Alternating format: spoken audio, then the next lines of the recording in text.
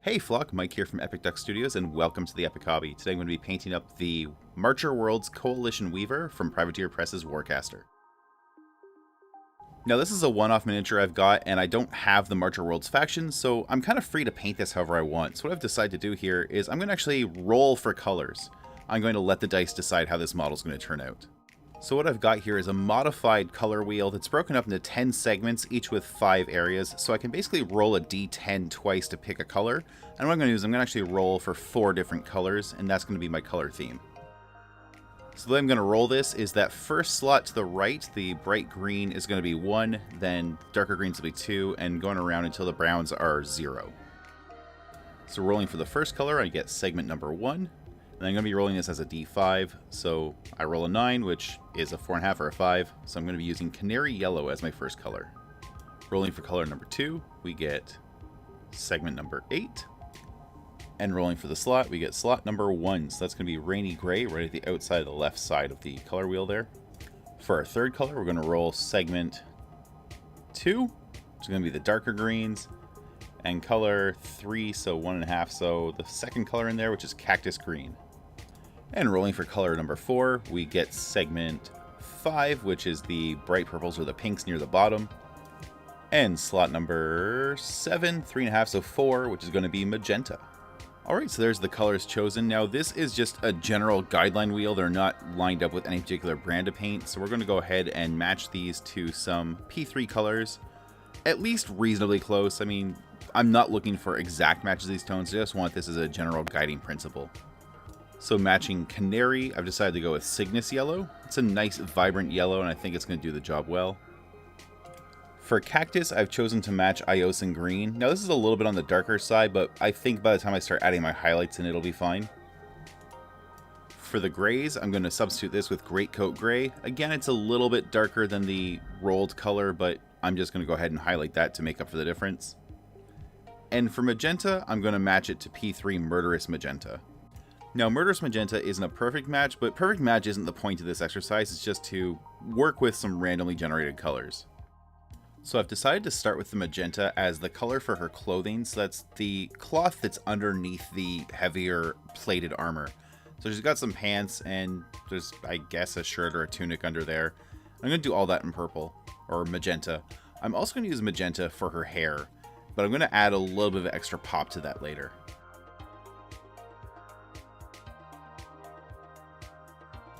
Now, Murderous Magenta is a pretty thin paint. I mean, it's not awful, it's not watery, but it's going to take probably 2 or 3 coats to really build up a good solid foundation of color. I decided to also use Magenta on the one panel here in the middle of the back of the Weaver's cloak. And that's just basically because there's a couple sort of overlapping layers of this armor or the cloak, whatever you want to think of this as. And I just didn't want green on green on green, so I'm just using a little hit of Magenta just to break up that layering.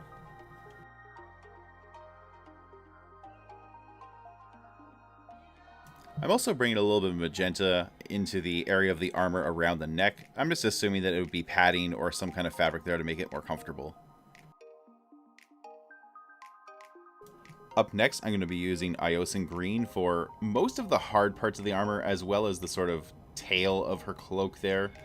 So it's going to be this little, flaggy bit between the legs, the armor on the front of the boots, the armor around her shoulders and on her chest, and then a couple little just choice details on her staff as well.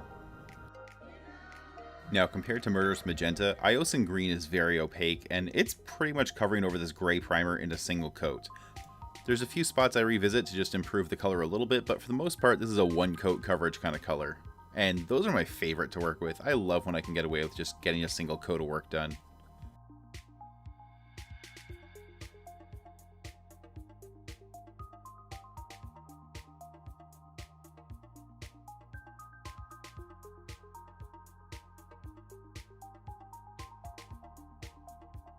So now I'm coming in with Greatcoat Gray, and I'm using this as the coat for what I would call the technical details. So her weapon and holster, the little tubes across the front of the armor, the backpack, and most of the staff. There's also a couple little details I pick out with it. Her boots, there's a couple little trinkets hanging from her armor, just things like that. Now, the important thing to note here is this is basically the exact same color as the primer I've already laid down, so I'm not actually doing a lot of work here beyond really touching up areas where I either got magenta or green over the gray, because they're so close in color, and I have a pretty consistent layer of the primer here that it's really almost just not necessary to completely paint over those gray areas with more gray.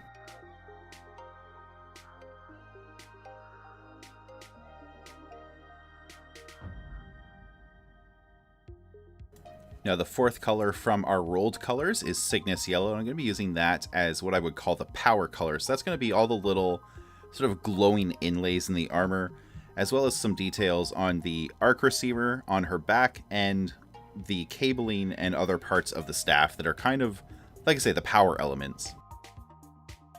So of course, of the four rolled colors, this is the one that's going to have the most fine brushwork to it. The other ones covered very large, broad open areas of the model. And this is a whole bunch of small inset details instead, so this is going to take longer than basically the whole model up to this point combined.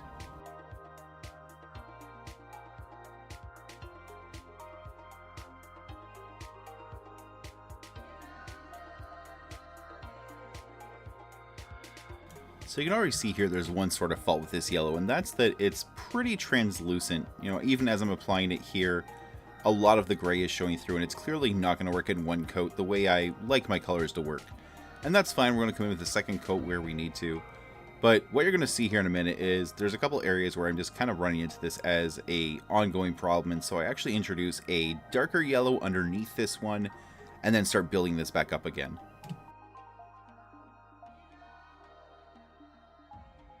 So here I'm bringing a second coat onto the end of the staff here, and that worked pretty well for a small space like this. It's when I'm painting the long tubes leading to the staff that things kind of start to fall apart.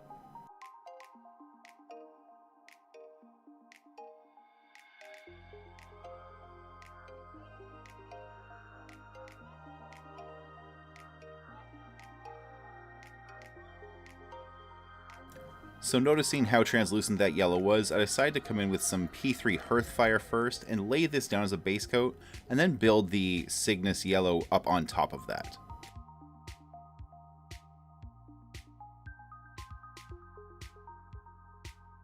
So you can already see at a glance that the Hearthfire is a lot more opaque than the Cygnus Yellow was, and although it's a little bit warmer, it's not quite the yellow I was aiming for, it's going to make a nice foundation to build that up from.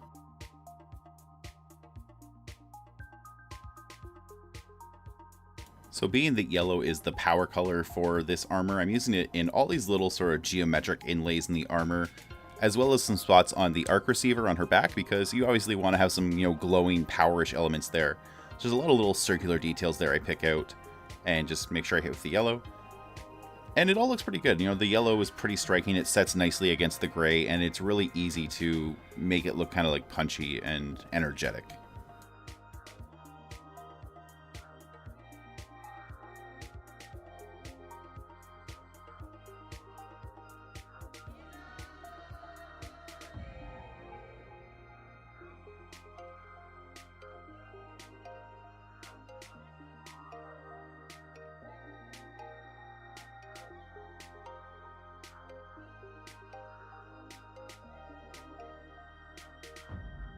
Now I'm going to go ahead and throw down a wash of Citadel Coelia Green Shade over the green parts of the armor. I also got out Nuln Oil and Drugy Violet here with the intention of using those on the gray and magenta parts respectively, but I actually don't do that quite yet, but just keep in mind I am going to be using those colors at some point in this video.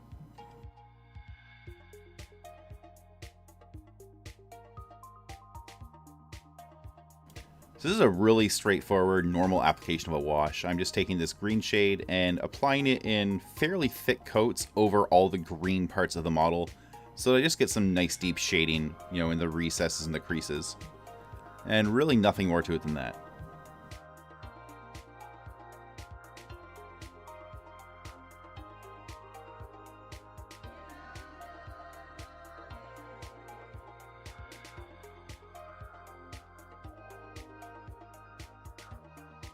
So at this point, there's some details on this model that need colors that I didn't roll for, like skin and hair and pouches and stuff like that. And I'm going to begin that detailing process by base coating her skin with Bogren Brown.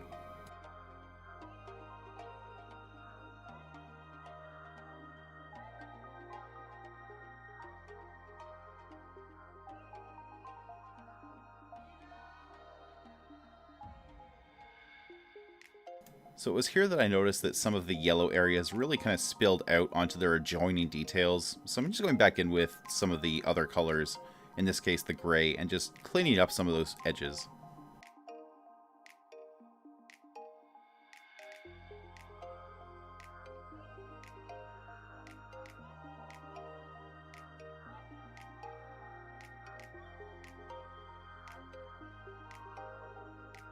And similarly cleaning up some of the yellow on the shoulder pads with Attribution Green.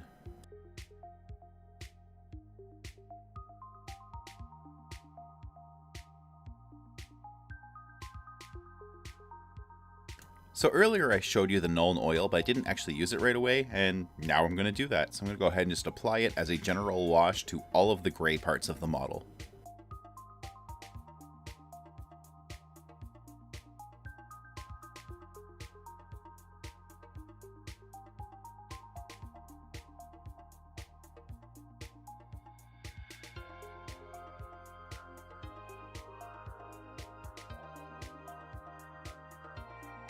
Now, because there's a lot of little inset yellow details, especially on the backpack, I'm just being careful as I apply the Nuln Oil to make sure it doesn't fill any of them in.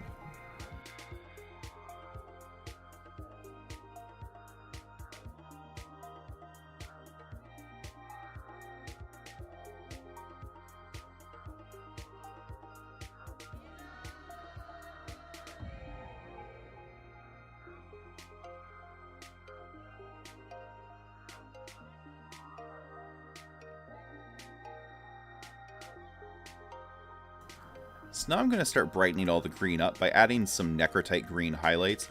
This is going to bring the overall feel of the green more in line with how bright the cactus green that I rolled is supposed to be.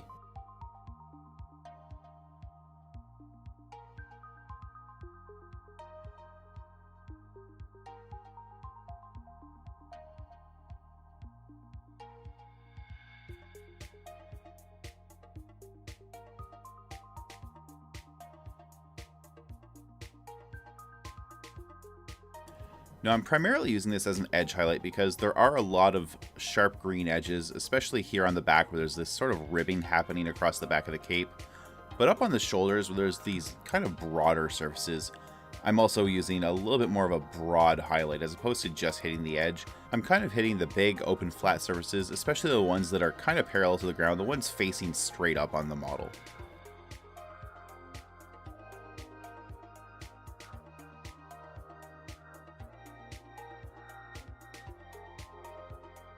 Next, I'm going to use a little bit of Amethyst Rose as a base coat for her hair.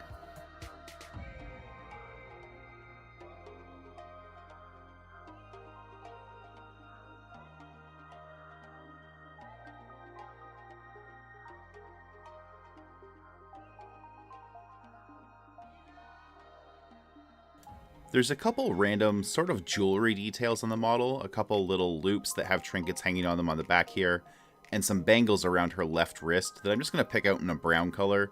No real reason I'm using brown besides the fact it's just not a color I've already used. I guess I could have used magenta or yellow to stick with my palette, but a couple little accent colors here and there aren't going to hurt anything, and they make it feel like a more complete, real person because we all wear things that don't really coordinate with our outfits every single day. Now this was an unexpected detail. I actually didn't even notice this until I got to this part of the painting process. There's a little bit of fur lining the underside of each of the shoulder pads. So because I'm working with a little bit of brown, I figured that's a good fur color, why the heck not?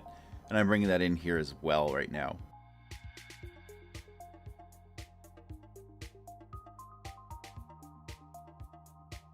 So to create a highlight for the magenta parts of the costume, I'm going to mix a little bit of P3 Cardinal Pink into the magenta. You can see here on the palette as I mix the two. And that's going to start to form my highlight color.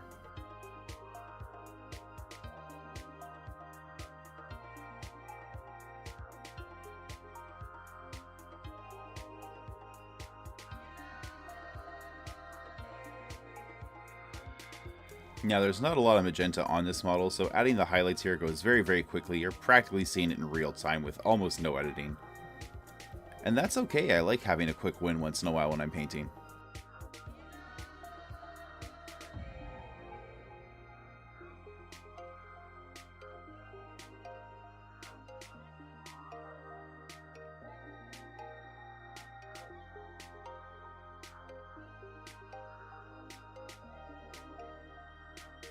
I also decided to use this light magenta as a highlight color for her hair, because why the heck not?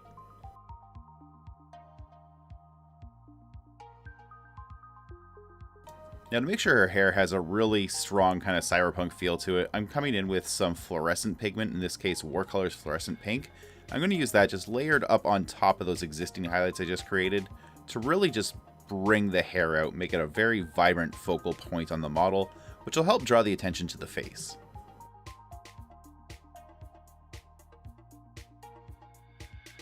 Now I'm going to bring out a little bit of Mora White and mix that into the Greatcoat Gray, and use that as a highlight for all the gray parts of the model, so that's going to work from the boots all the way up to the top of the backpack.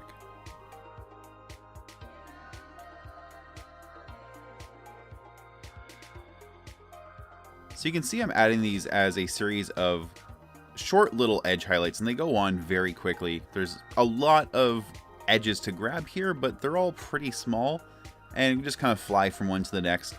I'm not too precise here. Now, while the green parts of the model are probably more voluminous, the gray is the most detailed part. There's a lot more small little things happening with the gray. So this series of highlights is going to be a little bit time consuming. Now that said, I'm mostly applying these as quick little edge highlights, and they're not too worried about things like global lighting and so on. I'm just grabbing edges and being really kind of carefree with them. And it does go pretty fast, but I'm going to just kind of cut ahead a few times here because there's just a lot of them.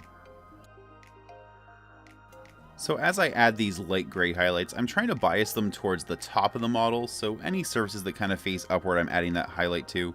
But when there's an overhanging edge and that edge is on the bottom side of a detail, kind of, coming out above a detail below it, I make sure I hit that as well. And that just gives you a nice sharp visual because it'll contrast against the darker color underneath it. So this kind of edge highlighting is done to make the model read better as opposed to make it look more realistic. It definitely has no true bearing on, how light works in the real world. What it's about is about making the model as easy to distinguish as possible from across a table.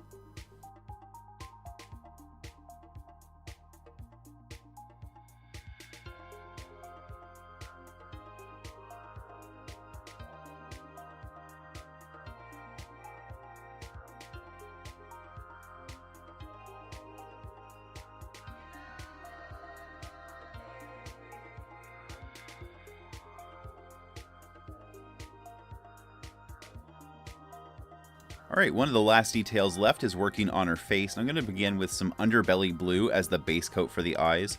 Now this is how I like to approach eyes. I start by just filling the whole area of the eye with a slight off-white, so that's underbelly blue or maybe like a linen color. Something that gives me a little bit of room to add a highlight. Once that's added, I come in with a pupil, and I start the pupil as a vertical line through the middle of each eye.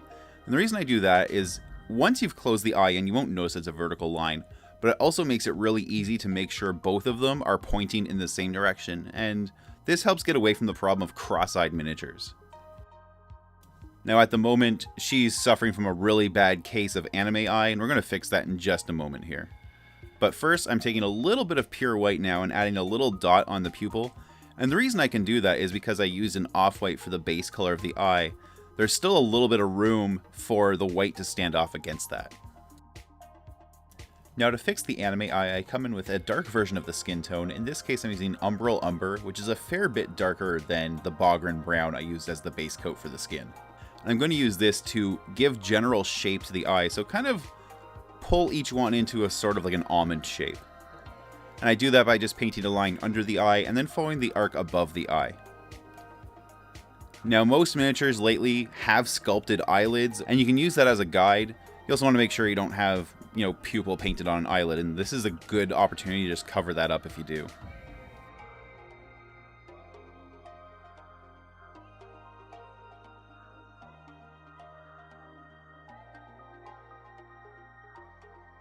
So once the shape of the eyes is established and I'm happy with them, what I'm going to start doing is highlighting the skin back up again. So I start by coming with the base skin tone and cleaning up any of the shape around the eye that maybe a little bit too much of the darker skin tone got on while I was shaping the eyes themselves. And then it's just a matter of doing successive highlights on areas like the cheekbones, the brow ridge, the nose, the chin, And the normal places you would highlight on a face, just to bring the geometry of the face out.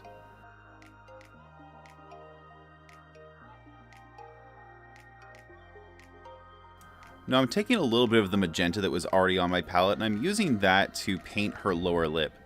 And on models, specifically female models, but also in general, you only ever want to add color to the bottom lip. The top lip is going to be so fine at this scale that it's not worth coloring, and if you do, you're going to end up with something very clownish looking. But you can very easily add a small hit of color to the bottom lip, and it really helps bring that shape out of the model. So with that done, I'm now just coming in with some lighter skin tones. I mixed a little bit of white in here, and I'm just building up the highlights on, you know, the forehead, the brow ridge, the nose, cheekbones, and again, just the basic geometry of the face, just helping bring those more naturally highlighted areas forward and making the shape more visually accessible and much more of a focal point to the model. And now that we've established a little bit of a lighter skin tone, I'm bringing that into her scalp as well.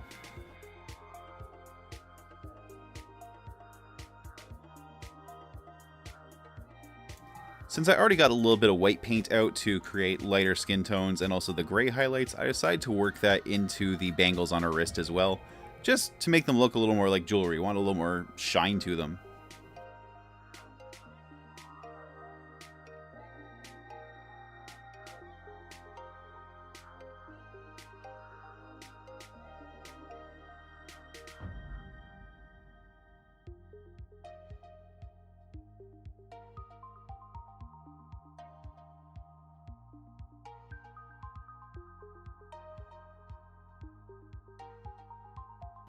So looking at the model at this point, I decided I felt the greens were still just a little bit too flat, and I wanted to bring in just a little bit of tonal variety as well. So I'm going to bring in a few small fine edge highlights using P3 Eldritch. And now Eldritch has probably more blue than green in it, but it definitely fits in the green family no problem, and it's going to just make those edges really stand out.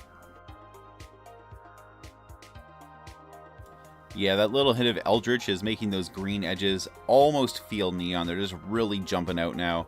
And it makes the model a lot easier to read on the table. And that's really the goal here, is have a model that's just very visually identifiable from a couple feet away.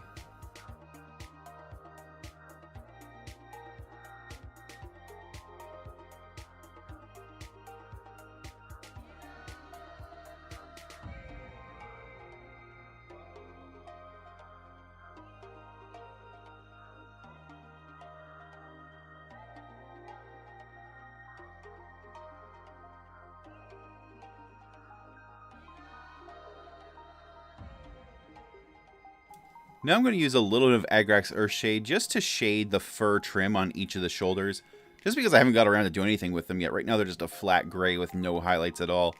And I'm okay not really adding highlights to them. They sort of sit underneath the shoulders, and the shoulders themselves already carry a lot of bright color. So I just want to add some shadow to them so that the little bits of fur are, you know, visually distinct from each other. So the very last detail I'm adding here is just a little punch of super bright yellow. Basically, it's white with a little bit of yellow mixed in. And I'm just adding that to the end of her staff here, and these sort of inset rectangles on each shoulder, and just kind of focusing that towards the head. Just there's a little bit of a gradient from, you know, this yellow-white down to the more basic yellow.